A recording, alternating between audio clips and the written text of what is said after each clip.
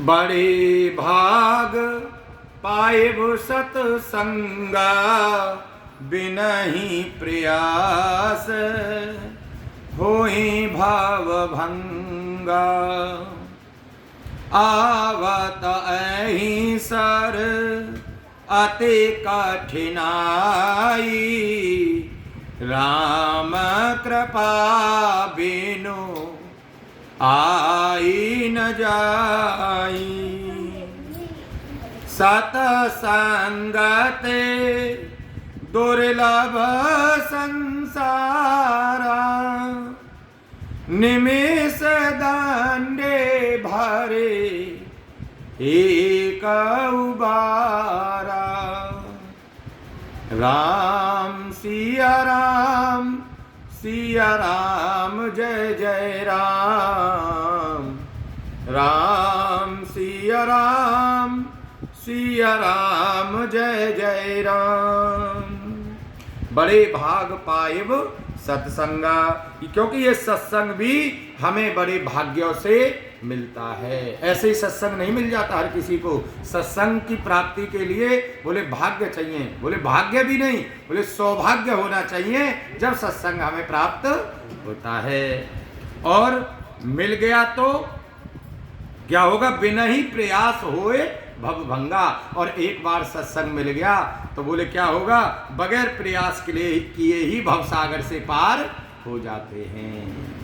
देखो, गंगा को पार करने के लिए तो नाव का सहारा लेना पड़ेगा, लेकिन यहाँ क्या है? बोले यहाँ तो केवल सत्संग में आकर के बैठना है और सत्संग क्या कर देगा?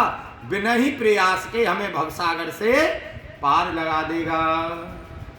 भवसागर पार करने का एकमात्र जो साधन है वो क्या है? बोले जी, केवल और केवल सत्संग है। सत्संग से ही हम इस भवसागर को पार कर सकते हैं। यदि हमें जगत की छोटी मोटी दूरी पार करनी है ना, छोटे रास्ता तय करना है, तो हमें क्या चाहिए? साधन चाहिए। हमें कहीं जाना है तो क्या देखेंगे? बोले साधन हो तभी तो जा पाएंगे, इसलिए क्या साधन चाहिए। लेकिन भवसागर पार करना हो तो केवल क्या चाहिए? बोले सत्संग चाहिए। भवसागर पार करने के लिए हमें सत्संग चाहिए। और क्या चाहिए?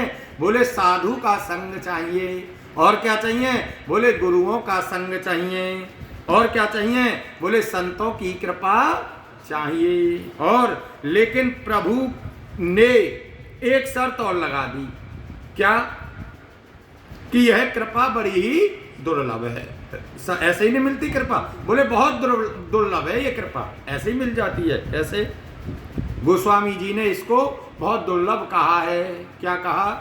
कि सुतधारा और लक्ष्मी पापी घर भी होई और संत समागम हरि कथा तुलसी दुर्लभ दोई। सुतधारा और लक्ष्मी पापी घर भी होए। देखो, सत्संग और भगवान की मधुर कथा को गोस्वामी जी ने बड़ा दुर्लभ बतलाया है। कैसे बतलाया है? क्योंकि आप देखते हो कई बार पुत्र और लक्ष्मी तो कितना भी बड़ा पापी क्यों ना हो, कई बार उसके भी होते हैं या नहीं? पुत्र भी होते हैं और लक्ष्मी भी होती है उसके यहाँ।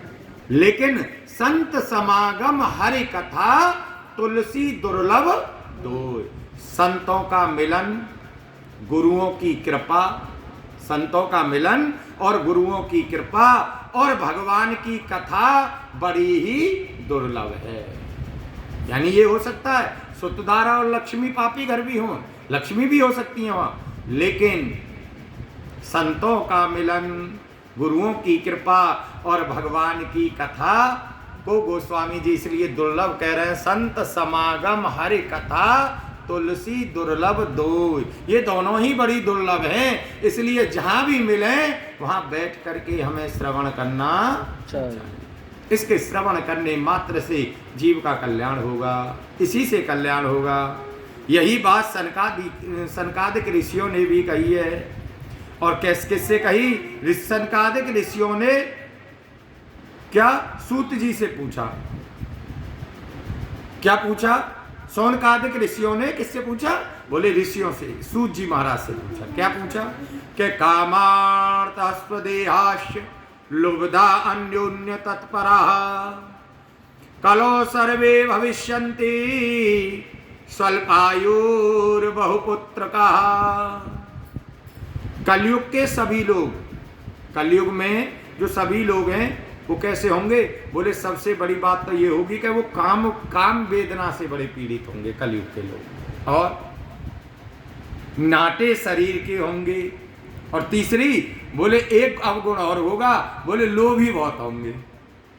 ये तीन वो बताए किन्ने? शौनकादिक ऋषियों ने पूछा सूत जी थे, तो सूत जी कह रहे हैं कामार्थ अश्वदेहाश लुब्धा अन्योत तत्परा। कैसे? काम वेदना से पीड़ित होंगे, नाटे शरीर के होंगे और लोभी होंगे। और क्या कह रहे हैं कि कलो सर्वे भविष्यन्ति स्वल्प आयुर बहुपुत्र का, यानी धर्म व ईश्वर का आश्रय छोड़ करके, धर्म का आश्रय नहीं लेंगे, ईश्वर का आश्रय छोड़ करके आपस में एक दूसरे पर ही निर्भर होंगे कि मेरा काम इससे हो रहा है, यही कर रहा है मेरा काम। ऐसे नहीं कि कोई काम हमने निमित्त बनाया, बोले किसकी कृपा से हुआ? भगवान की कृपा से हुआ। नहीं नहीं नहीं, बोले क्या? बोले हमने तो उससे काम चला लिया।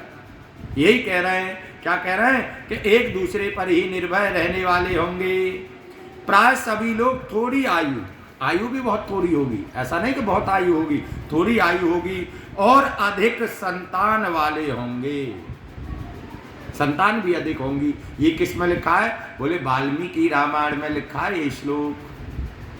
वाल्मीकि जी ने कहा है इस युग की स्त्रियां भी कैसी होंगी, उनके बारे में भी वर्णन कर रहे हैं कि इस युग की स्त्रियां भी अपने ही शरीर के पोषण में रहेंगी, शरीर को पोषण में ही लगी रहेंगी, और वैश्याओं के समान आचरण में प्रवृत्त होंगी। उनका आचरण बोले शुद्ध सात्विक नहीं होगा, अच्छा नहीं होगा आचरण उनका, और अपने पति की आज्ञा का अनादर करके सदा दूसरों के घर आया जाया करेंगी। ऐसे नहीं कि पति ने आज्ञा दी कि रुक जाओ ये कर, नहीं करो ना, पति का अनादर करके दूसरों के घर आना जाना किया करेंगी। और उत्तम कुल की स्त्रियां भी बड़ी ओछी बातें करेंगी। कैसे? कठोर और असत्य बोलेंगी और व्यर्थ की बकवास करने वाली होंगी। बोलिए गोविंद भगवान की जय।